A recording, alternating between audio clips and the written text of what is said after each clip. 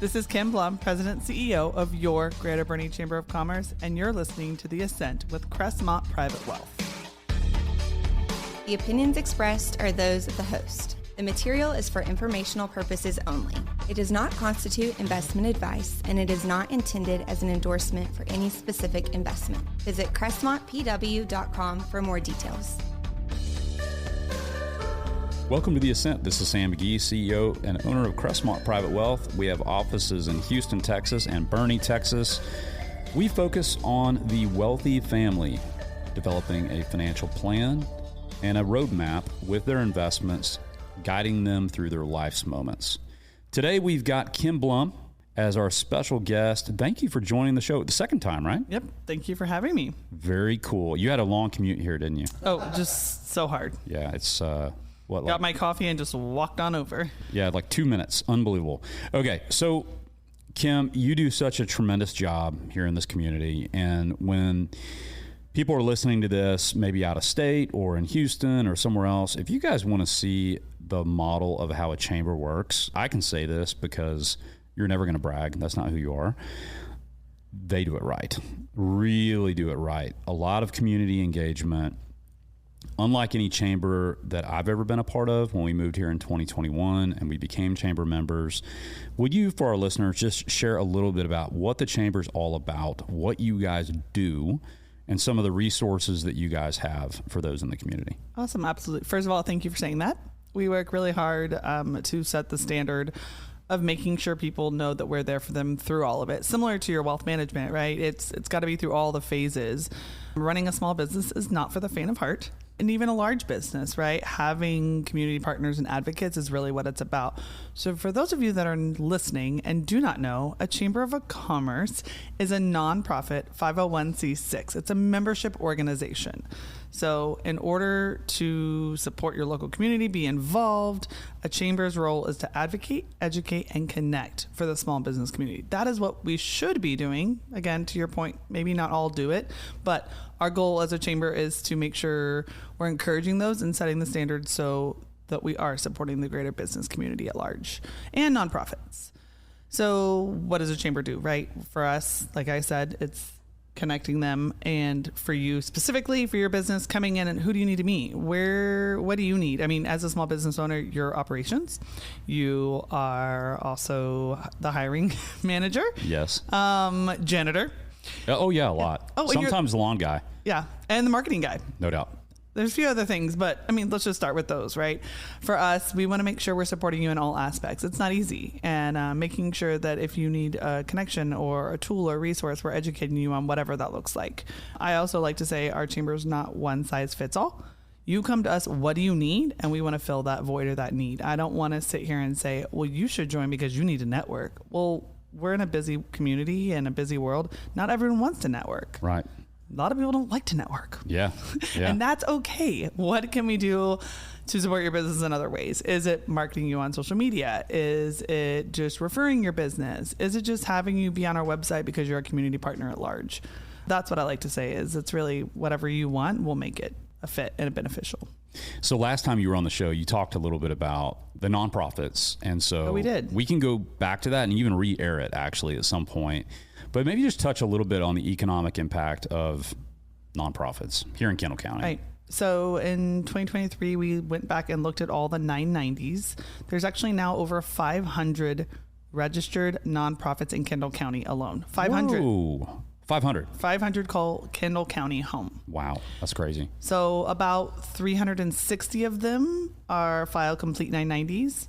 And we studied about 140 of those. And out of the 140, it showed that over $50.3 million is put back into your local economy from nonprofits because they're paying payroll. They're buying products, services, goods in our community. So I think a great example is our thrift stores. We're going to kind of go on that for a minute, right? It's especially right now. And you shop at those. I'm a big fan. Oh, yeah. I've been a big fan since I was little, probably. My mom used to take me garage sale shopping. My daughter thrifts too. Yeah.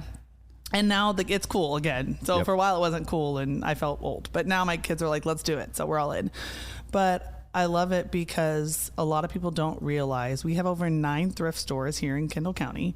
And those donations are made like currently everyone's purging their closets, cleaning things that don't fit, things they don't want anymore, moving, all the things. Did that last week. Yeah. So for us is when you make a donation or you need to unload those items, they need to go to a local thrift store. And the reason why is specifically Hill Country Animal League or Hill Country Family Services.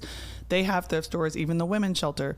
When they sell those products, 100% of those proceeds go back into their services. So let's use Hill Country Animal League for an example. When their thrift store, I think it makes over $400,000 a year. Wow. They then are able to provide affordable pet services in our community to those that maybe can't afford it. So again, when we're talking about kind of the economic shift of things and things, the cost is rising on all products, services, and goods, and it's just harder on the household, right, for you to afford things. Not only are you working with Crestmont to have your wealth management organized and planned and prepare for that, but the next phase of that is you're thrifting, but you're also supporting and giving back to those goods in our community. Love that. And, we won't name the certain thrift store that was trying to come in. And, hey, look, I think they're pretty neat. I mean, I actually have a friend that was on their board in Houston. So no disrespect whatsoever to them. But, it kind of goes to your point. I mean, if you have local thrift stores, you want it supporting local. Right. I mean, and it's not only the employees there that live locally or live, work, worship, volunteer, and attending school with us and the community at large, but when they're providing a service, for example, if there's a student that's in need of food, or for example, there was an example of a student that didn't have a wash machine at home, those organizations will step up and purchase the needs locally in our community in Kendall County. So that product is being purchased and then providing a family of a value and a service for quality of life and all the things that follow it. So for me, that's what's so important and why I'm so passionate about it, is because it really is a cycle. And I love shopping there too. So then I go and get goods, and you never know. I mean, and each thrift store is uniquely different, and that's what I think makes it so fun, right? You have Faith and Funky Jump on the far north end, and then you have the Random Hangers at Hill Country Family Services. Yep. And then you have the Hill Country Animal League, lots of Hill Countries. And then you have the Women's Shelter, you have the Center. And you have the Benedictine Sisters attic. Yeah. Great. People forget about that because it's on the hill and kind of tucked away. And sometimes they have a whole room 50% off. Yeah. So you can get literally clothes for your kids for 50 cents. Yeah, it's unbelievable. It's wild. I mean, and these are name brand items that people just donated. And I'm like, I feel like you should charge me a little more. But that's fine. I'm still shopping and enjoying it. But that's just my chamber hat on for a minute to tell them you could make more. Before we get off that thread, so yeah, this is a bit of a diversion on the show, but that's okay because I pay for the show, so I can do that. And that's what we do. Yes. When we get together, it's just every time. It's all the excitement. It's all a the stream things. of consciousness is what it is. So I went to A&M this past weekend and took Izzy for her junior day. Ooh. And I was kind of tired. I'm not going to lie. We've been moving. And anyway, I learned a ton about what to do and not do and applying for college and all those sorts of things. But on the thrifting whole concept, they probably apply the same model in College Station because I went back to the hotel to take a nap. That's what 50-year-old people do. And my daughter, I located her on Life 360. She was at a thrifting store, came back with like $100 of items. It like filled the back of the car. And yeah, same model. It went to local stuff. But it's a cool thing now. This is what people like to do, apparently. We love it. So we like to go to different places, primarily state parks as a family. And so in Alpine recently, we visited their Animal League shelter, which was pretty cool. And so it was fun because I went around, took pictures, wanted to see what they had, and we got so many cool things, but everything has a story, and we kind of keep a little list of like things you need from the thrift store. And like, hey, if you see one of these, let me know. Like we needed a hand grinder for our coffee beans to do the pour overs. I'm not going to go pay $100 for that, but I'll pay $12 when I see one at thrift store like brand new in a box. I could have given you one for free last week. Well, I supported Alpine Animal League, and they were grateful. All right. But I love when you do go to a thrift store, ask what they support and who they support. It's good. It's really an amazing thing to see across the board. And you can see that in Kendall County when everyone, I often see the posts, I have something to donate. Will someone come pick it up? Every one of them offers a unique service They don't compete. They just complement each other. Yeah. And I think it's a beautiful thing that I wanted to tell people, and I try to tell people, is if there's a need and a nonprofit can't fulfill that service, they just call their buddy over at the other nonprofit thrift store and they're like, you got this? And like, yeah, I do have that. Let me send it over. Yeah. That is one of the coolest things to know and experience and witness. And so kudos to all of them, especially my thrift stores. Yeah. And, as we're sitting here talking, we, of course, have no agenda here, and we're just always kind of going off. Don't give me a microphone. Off on a tangent. But honestly, this is very indicative of kind of the heartbeat of the community and the chamber, because, I think when a lot of people think about a chamber of commerce, they think about kind of like Rotary, and Rotary is awesome. I mean, I love Rotary. My son did early act, but it really is a community here that leads with giving. And that's just kind of the way it is. It's in the fabric here. And if you're a business owner and you're not actively being involved in giving your time, talent, or treasure, it's kind of a faux pas, right? And here you are talking about it. You're passionate about it, about the nonprofits, and you're not singling anyone out. Just you're talking about a ton of them, right? And how they cooperate with one another. Talk a little bit about like kind of the ideal member of the chamber, like level of involvement, what they do, what they get out of it, because there's somebody listening to this not in Kendall County, or maybe they are in Kendall County, and they're like, you know what, I've never been a member of a chamber. How do I benefit from it, and what does that look like? Maybe just talk a little bit about that for our listeners. I think for us, the biggest thing that we come across is someone's like, well, my mom or my dad was part of the chamber and I don't really know why, or they're taking over their business and they're like, why should I renew? Or like, I was part of a chamber in another community and I got nothing out of it. I'm like, okay, well, what did you want to get out of it? Like, excuse me? I'm like, what did you want to get out of it? And then I make sure that we gear towards that and say, okay, you came to me the first time and said you weren't getting out of it. Now you are. Why would you not be a part of it? So for me, if you go, okay, any community and you should go to your chamber and have an expectation. Ask them, what can you do for me? Don't just assume, right? People join online and I have to giggle. Yeah. And so I giggle because they join online and I call them like, we don't really need anything. I'm like, well, why did you join? And they're like, I don't know. Everyone told me to. I was like, well, I don't want you like a voluntary tax. Yeah. Like, okay, I'm glad I was your check mark today. But for me, that's not fulfilling, right? I don't need everyone to show up. We have kind of 3 buckets of chamber members. I say it's the people who love to come to everything. You can come to every meeting, we have over 300 events in a year. The serial members. Literally. And I love it because you're my people that share the message and meet people and love it. Then there's the people in the middle who are like, I don't have time for you and that's not my jam, but please market me. Please, I don't have enough money for SEO. I don't want to do SEO, but I want to show up on your website. We have over 300,000 visitors to our website a year. Oh my gosh. And every single chamber member, if you Google them, like if you're a chamber member and you're listening and you Google yourself, you're going to find that you are on the first page of Google. Because of the chamber, and your chamber business page will show up there. Well, that's cool. That's my goal, and that's why we serve. So you come to me and you're like, I hate networking, but I want marketing. I got you. Okay. I'm probably in bucket 2. Yeah. But I do go to stuff. You come to stuff. Yeah. Okay. And if you need something, you call me. Yes. Nothing is more annoying when I'm just guys throwing it out there. You need something and you're like, oh, I didn't call you and ask. And it was literally, that could have been a text, even just recently, one of our businesses had a septic issue, not good. Panic moment, calls me and is like, I don't know if I should call the county or the city. And I'm like, you need to call the city and this is the number you call. We got it fixed within 20 minutes. Oh, wow. And he was like, well, why didn't you tell me that sooner? I was like, well, I tried to. You just have to actually do it. And when he did it, he was like, well, now I'll call you all the time. If you didn't like them, you could have really taken that a different direction. Like, we'll have it done in 20 hours, not 20 minutes. Yeah. I'll get back to you. Oh, it's so bad. Oh my gosh. And then, let me do the third bucket then. And then the third bucket is really the member that just wants to do it for the greater good of being a part of the community. They want to be a part of something bigger. And I do have those members, and it's nice. Maybe they just come to the golf tournament. Maybe they just come to one event a year that's their thing, and that's fine too. We'll support you, but we want to be there when you do need us. We'll answer the call.